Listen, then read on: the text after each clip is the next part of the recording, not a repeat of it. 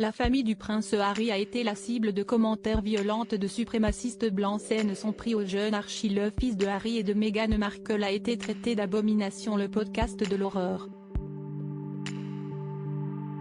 Le procès de Christophe Gibbon et Tyrone Paton Walsh est toujours en cours à la Kingston Crown Court en Angleterre. Les deux hommes de respectivement 38 et 34 ans sont accusés d'avoir lancé des appels à la haine dans leur podcast intitulé Black Wolf Radio.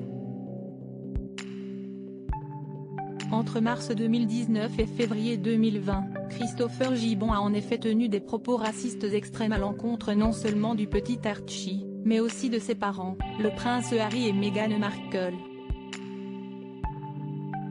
Selon l'International Business Times, il a ainsi qualifié le fils des Sussex d'abomination qu'il faut supprimer, justifiant ses propos par le métissage de l'enfant, né d'un père blanc et d'une femme noire.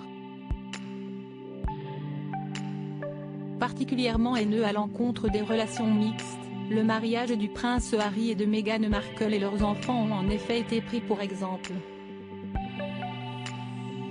Quant au prince Harry, il devrait selon eux être assassiné judiciairement pour trahison. Durant le procès, les deux accusés ont nié les faits et assuré qu'ils n'avaient pas participé à la publication de contenu terroriste. La procureure Anne White en charge du dossier a déclaré que ces deux hommes sont d'extrême droite.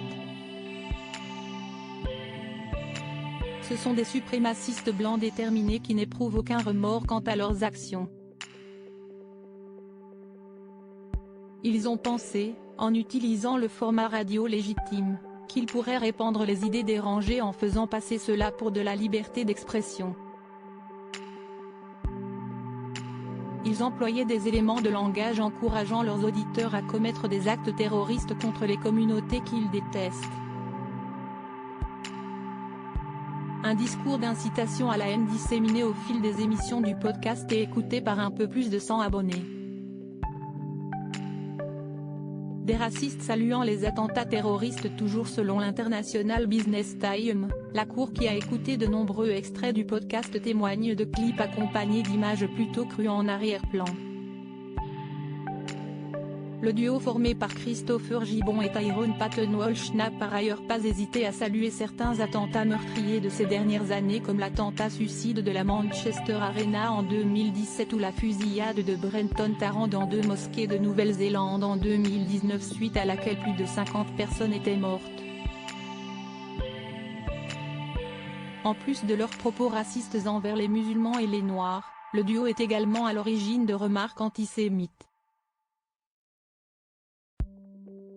Si le prince Harry et Meghan Markle ont été pris pour cible c'est aussi parce qu'il s'agit de personnalités publiques, mais les deux hommes sont surveillés par la justice britannique, bien loin du domicile californien des Sussex.